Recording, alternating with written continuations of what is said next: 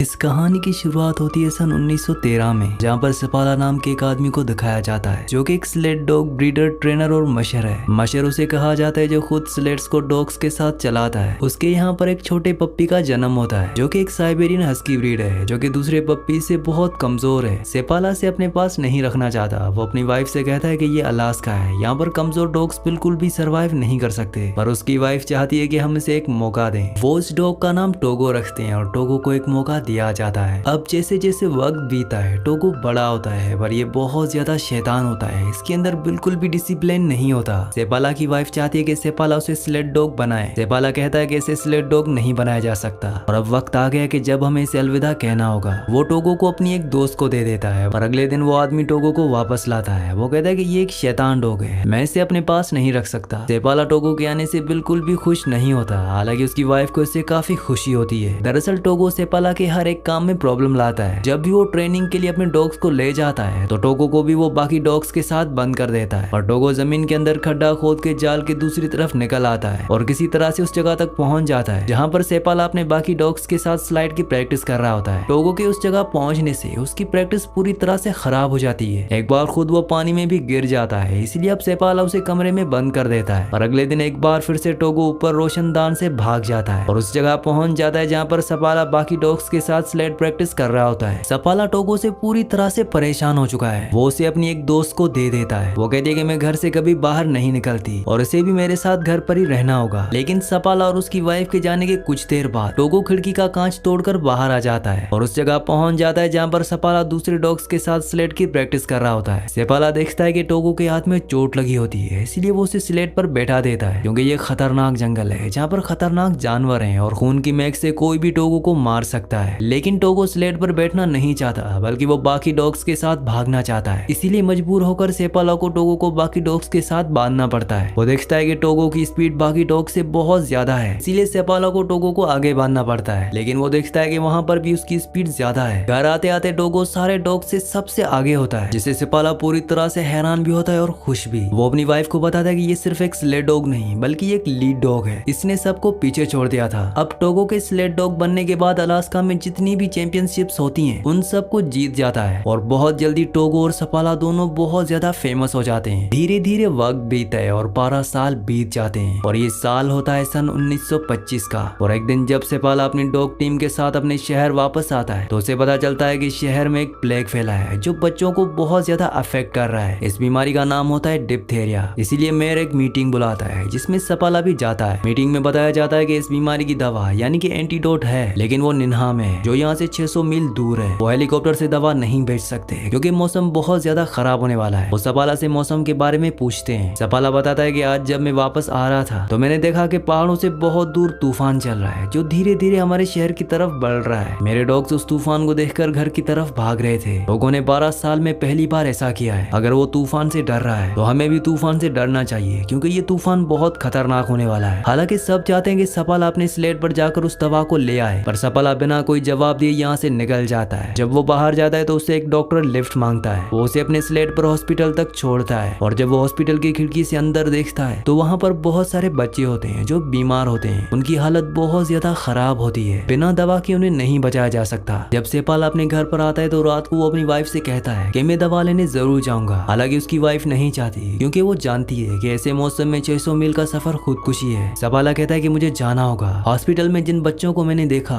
उन सबको हम जानते हैं और मैं अपने साथ टोगो को भी ले जाऊंगा। उसकी वाइफ कहती है कि टोगो 12 साल का हो चुका है, तुमने खुद कहा था कि वो 150 मील का सफर भी तय नहीं कर सकता और ये सफर तो 600 मील का है। तुम तो उसे बहुत प्यार करते हो और मैं नहीं चाहती कि टोगो की मौत की वजह तुम बनो। पर सेपाला टोगो के बिना नहीं जाना चाहता। वीडियो में आगे बढ़ने से पहले चैनल को सब्सक्राइब और वीडियो को लाइक लाजमी से कर दिया करें। अगली सुबह वो अपनी वाइफ को अलविदा कहकर नैनिया के लिए निकल पड़ता है। जैसे जैसे सेपाला और उसके डॉग्स का सफर आगे बढ़ता है तूफान और तेज होता रहता है और तूफान में इतनी तेज बर्फीली हवा होती है कि सेपाला को कुछ भी नहीं दिखता। टोगो सबसे आगे होता है और सेपाला अपने डॉग्स को लगातार आगे बढ़ने के लिए कह रहा होता है क्योंकि इन्हें नैनिया पहुंचकर जल्द से जल्द दवा लेकर वापस आना है। ये एक बहुत ही गहरी ढलान पर होते हैं और तभी टोगो रुक जाता है। सेपाला को कुछ भी समझ नहीं आता और जब वो आगे देखता है तो एक बहुत गहरी खाई होती है। टोगो ने इस खतरनाक तूफान में इस खाई को देख लिया था, इसीलिए वो रुक जाता है और इस तरह से सेपाला और सारे डॉग्स की जान बच जाती है। पर सेपाला देखता है कि टोगो के पैर से खून निकल रहा है। पूरा दिन सफर करने के बाद ये एक आउटपोस्ट पर पहुंचते हैं जहाँ पर एक डॉक्टर होती है। वो सेपाला को बताती है कि टोग बहुत ज्यादा थका हुआ है। दरअसल अब वो 12 साल का हो चुका है और उतना लंबा सफर उसके लिए सही नहीं है। पर अगली सुबह एक बार फिर से सेपाला और उसका लीडिंग डॉग टोगो बाकी सभी डॉग्स के साथ इस बर्फीले तेज तूफान में आगे की तरफ बढ़ जाते हैं। वहीं दूसरी तरफ हॉस्पिटल में बच्चों की हालत लगातार खराब हो रही होती है और यहाँ पर सेपाला लगातार आगे बढ़ रहा होता है। वो शॉर्टकट ले रहा होता है ताकि जल्द से जल्द दवा तक पहुंच सके। और तभी वो देखता है कि उसके सामने एक जमी हुई झील है जो कि एक बहुत ही खतरनाक है और उसके आगे से बहुत भयानक तूफान भी इन्हीं की तरफ आ रहा होता है। पर सेपाला यहाँ पर डरता नहीं है। वो अपने डॉग्स को कहता है कि आगे बढ़ो और टोगो सबसे आगे लीड करता हुआ उस बर्फीली झील से जो उनके स्लेट से लगातार चटक रही होती है बहुत तेजी से आगे बढ़ना शुरू करते हैं और किसी तरह से ये उस झील को पार कर लेते हैं। पूरा दिन सफर करने के बाद ये एक और आउटपोस्ट पर रुकते हैं जहाँ पर ये रात बिताएंगे। वहीं दिखाया जाता है कि सेपाला की वाइफ मेयर के पास जाती है जहाँ पर उसे बताया जाता है कि नेन्हा से मेडिकेशन को भेज दिया गया है। रास्ते में वो सेपाला को मिल जाएंगे लेकिन उसकी वाइफ कहती है कि सेपाला शॉर्टकट से जाएगा और अगर वो उसे ना मिले तो वो लगातार आगे बढ़ता रहेगा। ऐसे सफर उसका और भी लंबा हो जाएगा। वहीं सेपाला को दिखाया जाता है जो सुबह होने के बाद अपने आगे के सफर पर निकल पड़ता है। हालांकि टोगो की हालत बहुत ज्यादा खराब है लेकिन वो रुकना नहीं चाहता। वो लीड करता हुआ लगातार आगे बढ़ रहा होता है और ये सच भी होता है कि सेपाला सारे शॉर्टकट रास्तों से जा रहा होता है और अब अगर वो उस आदमी से नहीं मिला जो नेन्हा से मेडिकेशन लेकर उसी की तरफ आ रहा है तो वो नेन्हा पहुंच जाएगा जहाँ उसे मेडिकेशन नहीं मिलेगी। सेपाला बहुत ज्यादा थक चुका होता है। उसकी आंखें लगातार बंद हो रही होती हैं पर उसके डॉग्स इस भयानक तूफान में बिजली की तरह लगातार आगे बढ़ रहे होते हैं। पर तभी वो आदमी जिसका नाम हेनरी है जिसके पास दवा है वो ऊपर होता है। सेपाला नीचे से अपने डॉग्स के साथ निकल रहा होता है। वो उसके पीछे भागता हुआ उसे आवाज भी लगाता है लेकिन सेपाला एक मदहोशी में होता है। साथ ही यहाँ पर बर्फीली हवाएं और तूफान चल रहा होता है इसलिए वो उसकी आवाज नहीं सुन पाता। लेकिन टोगो उसकी आवाज सुन लेता है और जब हेनरी को लगता है कि सेपाला उसके सामने से निकल गया उसने उसे नहीं देखा तभी वो देखता है कि वो वापस आ रहा है। दरअसल टोगो आगे रुक गया था और अब सेपाला के पास वो दवा है जिसके लिए वो उतनी दूर आया है। ये दोनों के दोनों एक आउटपोस्ट पर रुकते हैं और वहाँ पर सेपाला का दोस्त कहता है कि तुम यहाँ पर टोगो को छोड़ दो, उसकी हालत बहुत ज्यादा खराब है। इस तूफान में मैंने अपने कई डॉग्स को खोया है, मैं नहीं चाहता कि तुम टोगो को खो दो। पर सेपाला साफ साफ मना कर देता है। वो कहता है कि टोगो मेरा लीड डॉग है, उसके बिना मैं आगे नहीं बढ़ सकता। और अभी अपने वापसी के सफर पर निकल पड़ते हैं और एक बार फिर से इनके सामने वही जमी हुई झील आती है जिस खतरनाक झील को उन्होंने एक दिन पहले पार किया था जो उनके जाने से चटक रही थी। और अगर ये रास्ते से नहीं गए तो उनका रास्ता एक दिन और लंबा हो जाएगा। सेपाला फैसला करता है कि वो उसी रास्ते से आगे बढ़ेगा और टोगो से कहता है कि आगे बढ़ो। और अब उसके सारे के सारे डॉग्स बड़ी तेजी से झील को पार करना शुरू कर देते हैं और यहाँ पर अब झील में पानी भी निकलना शुरू हो जाता है और अगर ये नीचे गिर गए तो सब के सब मारे जाएंगे। पर टोगो और उसके बाकी डॉग्स की स्पीड से ये किसी तरह से किनारे तक पहुंच जाते हैं। लेकिन इससे पहले कि ये झील से बाहर निकलते हैं जिस बर्फ की जमी हुई सिल्ली पर ये सब के सब होते हैं वो पूरी की पूरी अलग हो जाती है और अब इनके सामने पानी है। सेपाला टोगो को उठाकर झील की उस तरफ फेंक देता है और उसे कहता है कि खींचो ताकि बर्फ के जिस टुकड़े के ऊपर ये खड़े हैं वो किनारे तक पहुंच जाए। टोगो जख्मी होने के बाद भी पूरी जान लगाकर आगे बढ़ता है जिससे बर्फ का वो टुकड़ा जिसके ऊपर सब के सब है वो किनारे तक आ जाता है और सब उस जमी हुई झील से बाहर निकल जाते हैं जिससे इन सब की जान बच जाती है। इसके बाद ये इसी तरह से अपनी जान पर खेलकर आगे बढ़ते हुए उस आउटपोस्ट तक पहुंच जाते हैं जहाँ पर एक लेडी डॉक्टर भी है। और जब वो लेडी डॉक्टर टोगो को चेक करती है तो उसकी आंखों में आंसू आ जाते हैं। सेपाला पूछता है कि क्या हुआ। वो बताती है कि तुम्हारा डॉग अब मर रहा है, इसकी हालत बहुत ज्यादा खराब है। ये सुनकर सेपाला को बहुत दुख होता है क्योंकि वो टोगो से बहुत प्यार करता है। रात इसी जगह बिताने के बाद अगली सुबह जब ये अपने आगे के सफर पर बढ़ रहे होते हैं तो सेपाला टोगो को आगे नहीं बांधता बल्कि वो उसे स्लेट पर बैठा देता है क्योंकि वो बीमार है, वो कमजोर है। और टोगो स्लेट से उठकर एक बार फिर से अपनी पोजीशन पर बैठ जाता है यानी कि सबसे आगे। सेपाला समझ जाता है कि टोगो अभी भी लीड करना चाहता है, वो आराम नहीं करना चाहता, वो अपना सफर खत्म करना चाहता है। वो टोगो को आगे बांध देता है और उसके बाद ये आगे बढ़ते रहते हैं और कुछ घंटों का सफर तय करने के बाद तूफान इतना भयानक हो जाता है जहाँ पर सेपाला को कुछ भी नहीं दिखता, ना ही उसे रास्ते के बारे में पता चलता है। वो टोगो के पास जाता है और उसे कहता है कि अब मुझे कुछ भी नहीं पता, मैं रास्ता देख नहीं सकता, तुम्हें हमें रास्ता दिखाना होगा और अगले आउटपोस्ट तक पहुंचाना होगा। इसके बाद सेपाला अपने पूरे चेहरे को ढककर स्लेट पर लटक जाता है और टोगो लगातार आगे बढ़ना शुरू करता है। पर कुछ घंटों का सफर तय करने के बाद टोगो भी बैठ जाता है और जब सेपाला देखता है तो वहाँ पर टोगो और सभी डॉग्स बैठ चुके हैं। वो टोगो के पास जाता है, वो कहता है कि तुम्हें आगे बढ़ना होगा, अगर हम यहाँ से आगे नहीं बढ़े तो हम सब के सब मारे जाएंगे। लेकिन टोगो उसकी बात का रिस्पॉन्ड नहीं करता